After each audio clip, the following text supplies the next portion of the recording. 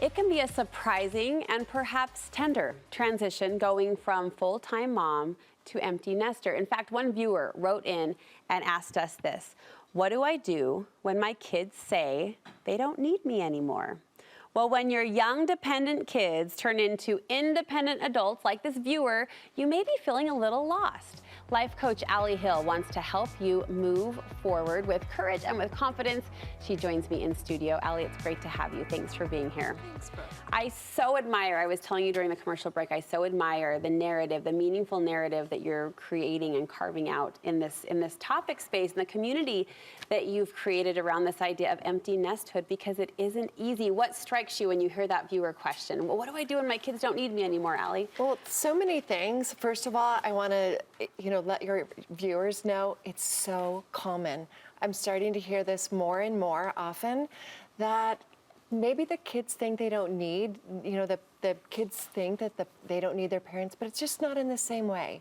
It's not in the way that they used to be the 24/7. So remember that when you hear those words. And I admire this viewer, I have to say, as well, for being vulnerable to vocalize it.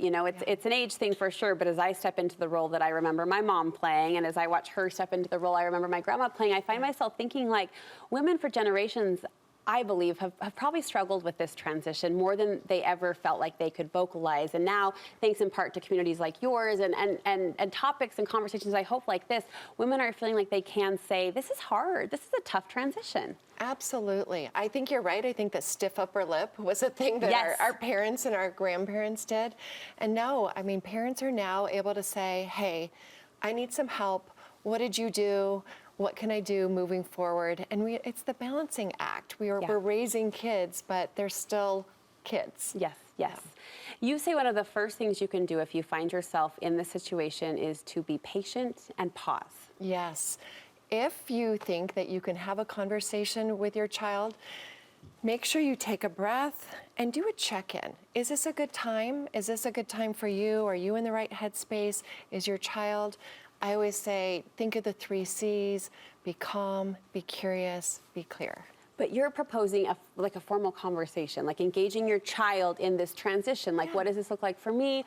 What do you want this to look like for you? Absolutely, because listen, as much as we want to be the adult and tell them exactly how it is, we need to check in and see, they're trying to tell us something, even if it's not in the nicest way. So check in and see what's going on with them. And if the kids don't seem ready to have a conversation about this phase? Right, then it's time to take a space. So if we remember our toddler years when we used to put the kids in timeout, put yourself in a timeout. Put your child in a timeout, but in a way where you're giving them space to think and come back. And remember that you're going to circle back and let them know that you're going to circle back with an open heart and open ears. You view that space as a friend. You often talk about space being a friend, like a partner in this process. Yes, absolutely. I think it's so necessary. A space is not, like, this doesn't mean they go away forever. It's really about timing. You both have to be in the right space for these things. So distance doesn't have to mean disconnection. No, not at all. I think it's really looking at a situation and being able to go, okay, not right now, but it doesn't mean I don't love you, and I don't love you any less. You told my producer you have a client who found themselves in this situation recently. I did. So just last week, I had a client who I was having a session with her, and she said, her daughter said, I don't want to see you anymore. I don't want to speak to you anymore. The relationship's done. That's it. Yeah, it was quite jarring in the moment, and then we looked at it, and I said, what about writing a note to her, letting her know that you love her and you care for her, but you're going to have some healthy boundaries, and you're also going to really practice some great self-care. All of that has a huge role in this transition, right? In this relationship evolution. We're role modeling for our kids every day, and we need to show them that we can be, have our own independent lives without them, not revolving around them. If they're not ready, it's okay. So we can, even if those conversations aren't happening, what I'm hearing you say is we can step forward with our example, be a role model of that independence, as you said, and those healthy boundaries, those healthy relationships. Yes, that's it. You are always role modeling for your kids. So if you are taking care of yourself, if you are creating an amazing, happy life for yourself, chances are your kid's going to take a look at that and want to be a part of it. I will say I want to let your viewers know, all of the clients that I have spoken with about this, their kids have come back around. So there's hope. Yeah. I think there's a couple ways to look at this too, and we don't have the full context of our Studio 5 viewers, brave question, the complete context anyway. But, there's I think the lens that we've discussed, which is maybe there was a riff, or, this was said in anger, or this was said in, you're smothering me, I need to pull back.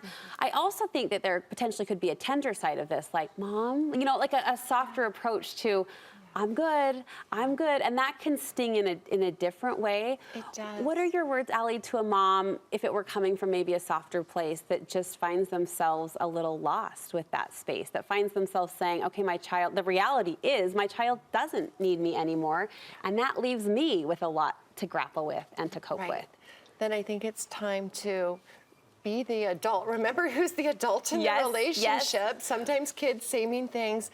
And know that you can go on and create this life for yourself while keeping, I think, hope and space for your child to do what they need. Listen, kids say things that they don't mean. That phrase, I don't need you anymore, they probably don't need you in the same way that they always used to. Yeah. But they still need you.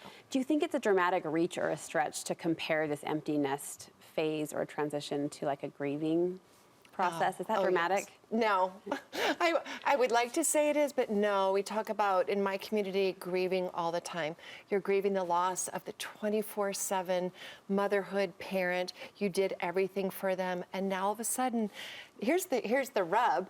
They're doing exactly what you raised them to do. Right. You wouldn't have it any other way, but you would. Right. You would have them swaddled in your arms for the rest of their lives, and yours too. It's so true. That's what I try to do with my daughter. It's the pull, pull, pull. Yeah. Go, go, go. Yes. Yeah, it's the balancing act. So allowing yourself that process. I mean, we talk about grief all the time as a process, and that applies to this transition. It is. And it's maybe not the exact 7-step, but take it one step at a time, acknowledge it, feel your feelings, let everything come up, deal with it, and baby step it. Listen, you've never done this before. Have some grace for yourself. For the women in your community and even the women that you coach through your business, who's thriving? If you were to put your finger on it, the woman out there who is thriving in this space, what's one thing she's doing to help her get to that place of fullness and joy? I'm so glad you asked this. It's the people who are willing to look at this phase as an adventure, as open to all the possibilities. I mean, if I look back, who knew that I was going to be a life coach when my daughter went to college? I was at home, I had one child, and just didn't know what was going on. But be open to everything that comes your way. Say yes. Think of this as an adventure. Great advice. Great advice as always, Allie. Thank you so much. How can we chime in the beautiful conversations that you're having? Thank you. So Allie Hill Coaching is my website and my socials, and I have some more information for your viewers on how to connect with your kids as an empty nester. Allie Hill Coaching. I find the questions you put out on Instagram particularly to be very poignant and soul-searching. So thanks for the work that you're doing in this space. We appreciate it. Oh, thank you, Brooke. Thanks so much for having me here. We appreciate your voice.